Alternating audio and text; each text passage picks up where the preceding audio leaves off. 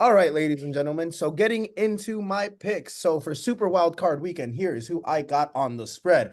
I am taking Bills -10 over the Steelers. They're gonna be whooping that ass in Buffalo. I believe the Bills will put up. It'll probably be a 2 touchdown game. As much respect as I got for Mike Tomlin, and the Steelers, not having TJ Watt there is a big loss, and I genuinely believe the Bills are just a better team. At least they have a better quarterback. And if they play James Cook the way they should play him, and if Stephon Diggs is somewhat what he used to be, at least in the playoffs, I think the Bills are going to put up a big score against the Steelers. Um, I'm taking Kansas City -4.5 against Miami. I don't I don't see how my little brother is taking Miami against Kansas.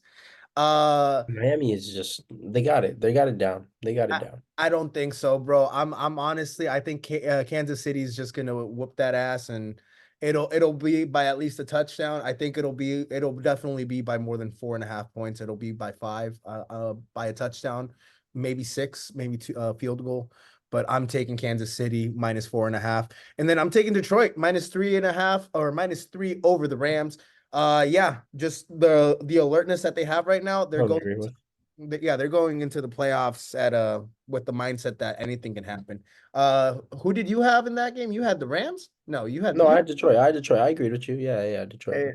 So yeah, no, I'm taking again Bills -10 over the Steelers, Kansas City -4.5 over Miami, and Detroit -3 over the Rams. And that is my spread picks. Moving on to the money line.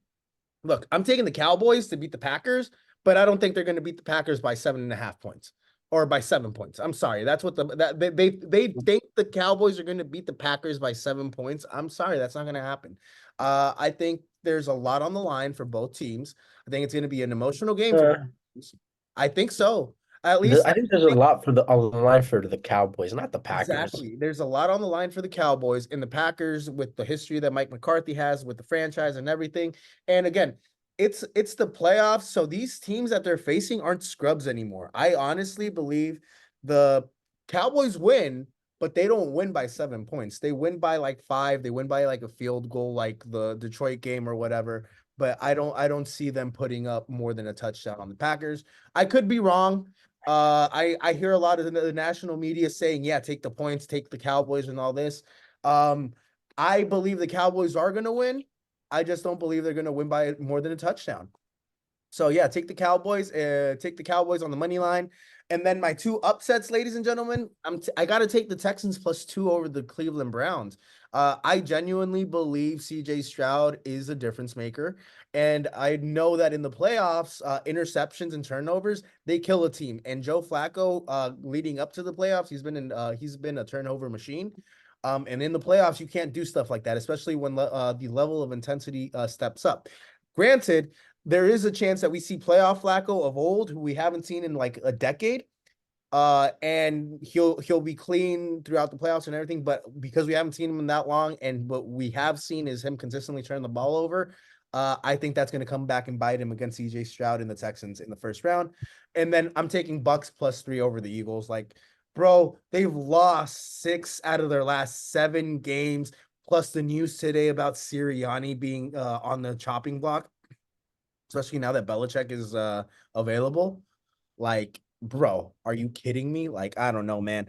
Uh, See, I the thing is though, I see the I, Eagles. I see I see the Eagles being okay if they have a good OC. I think Sirianni's Yeah, not a great play caller or whatever, one but I think if they have a good OC, that they they have could right do now. real damage.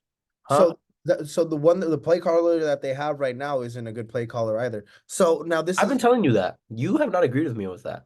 But I've been telling you that. what, not Nick Sirianni, because Nick Sirianni doesn't call plays. They're offensive I know, coordinator. I know. I told you, but I told you their OC has been bad. I've been telling you I that. agreed with you. I said their play caller has been bad, and I No, said no, no, no, no. I very explicitly remember you saying like, "Oh my gosh, It's Jalen Hurts' fault. You see all the talent that's on his team. It's his fault. He has to be better.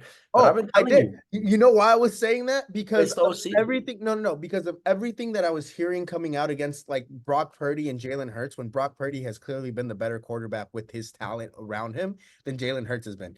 And granted, part of the reason what has been Jalen Hurts' play callers and play calling.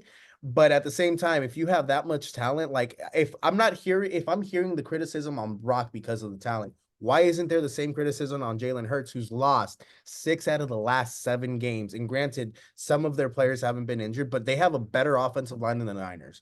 Don't act like they don't. They have two Bro, potential Hall bro, of Famers on there. Come on. bro, Don't even get me started. bro, Don't even get me started. Hey, you're a bro. Brock. The I don't know why. Eagles You got Brock with a as the good number one quarterback. OC Who's the are number one quarterback great. right now?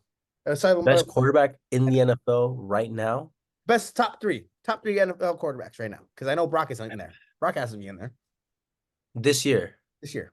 Brock based isn't on just play and performance. based on play and performance. Brock Lamar, isn't. Lamar's obviously number one. I said top yeah, three. Lamar, Dak.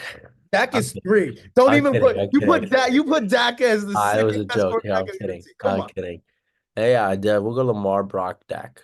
There you go. Um, there you go.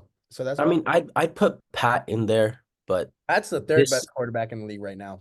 If not, yeah, this I'll do Lamar, is Pat, talent. Brock, out of respect for Pat. But yeah, ladies and gentlemen, that concludes my NFL Super Wildcard Weekend picks. Just remember, Bills -10 over the Steelers, the Detroit Lions -3 over the Rams, Kansas City -4.5 over Miami, and then take the Cowboys on the money line, and then take my two upsets, which were Tampa over the Eagles and the CJ Stroud-led Texans over the Joe Flacco-led Browns. I had a winning week last week. I was 6-1 with my picks if you bet them the way I told you to bet them. And yeah, moving on, guys. 1, 2, 3. Please click on the subscribe button so you get notified when the latest content drops. Now, let's kick it.